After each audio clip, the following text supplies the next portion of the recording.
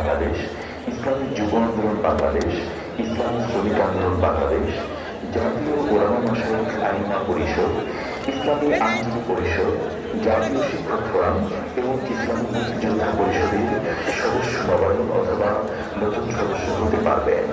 চলুন দেখে নেওয়া যাক কিভাবে অ্যাপটি ব্যবহার করবেন। শুরুতেই আপনার স্মার্টফোনের প্লে স্টোরে গিয়ে সার্চ করুন ইসলামী আন্দোলন বাংলাদেশ। এরপর হাত পাখা লোগো সংবলিত অ্যাপটিতে টাচ করে ইনস্টল বাটনে টাচ করুন।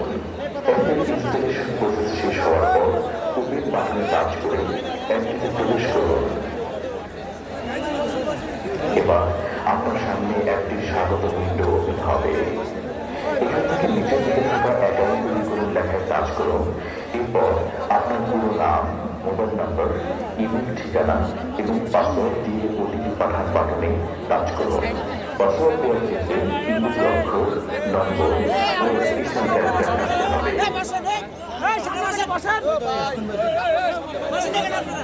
এরপর আপনার মোবাইল অথবা ইমেইলে পাঠানো ওটিপি এখানে দিয়ে ভেরিফাই করুন বাটনে টাচ করুন।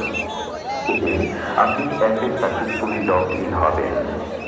এবার অ্যাপের মাধ্যমে সদস্য হওয়ার জন্য আপনি যদি নতুন হয়ে থাকেন তাহলে নতুন নিবন্ধন বাটনে টাচ করুন। আর যদি আগে থেকেই আপনি সংগঠনে সম্পৃক্ত হয়ে সদস্য হয়ে থাকেন তাহলে সদস্য নবায়ন বাটনে টাচ করুন। এবার আপনার সামনে আসা তথ্য সংবলিত ফর্মটি শুরু থেকে শেষ পর্যন্ত যথাযথভাবে পূরণ করে জমা দিন বাটনে টাচ করুন। এরপর প্রাথমিক সদস্য ফি বাবদ 20 টাকা থেকে 5,000 টাকার মধ্যে যে কোনো অ্যামাউন্ট টাকার পরিমাণ লিখুন এই ঘরে লিখে ফি পরিশোধ করুন বাটনে টাচ করুন। এবার সদস্য ফি জমা দেওয়ার জন্য আপনার সামনে বিকাশ, নগদ সহ মোবাইল ব্যাংকিং এবং নেট ব্যাংকিং এর অপশনগুলো দেখাবে। আপনার পেমেন্ট তথ্যগুলো এখানে সম্পূর্ণ নিরাপদ। আপনি যেই মাধ্যমে ফি পরিশোধ করতে চান সেটা সিলেক্ট করে একেবারে নিচে থাকা পে বাটনে টাচ করুন।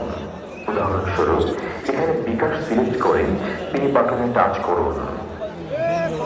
এবার এখানে আপনার বিকাশ নাম্বার দিয়ে কনফার্ম বাটনে টাচ করুন।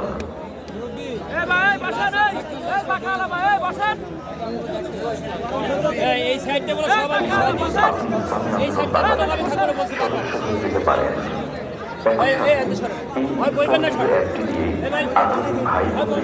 নতুন সদস্য নিবন্ধন বা নবায়ন করতে পারবেন। অ্যাপ ব্যবহারে কোনো সমস্যা অনুভূত হলে এতে স্ক্রিনে দেওয়া হটলাইনে মেসেজ করতে পারেন। আপনার জন্য শুভকামনা। আল্লাহ হাফেজ।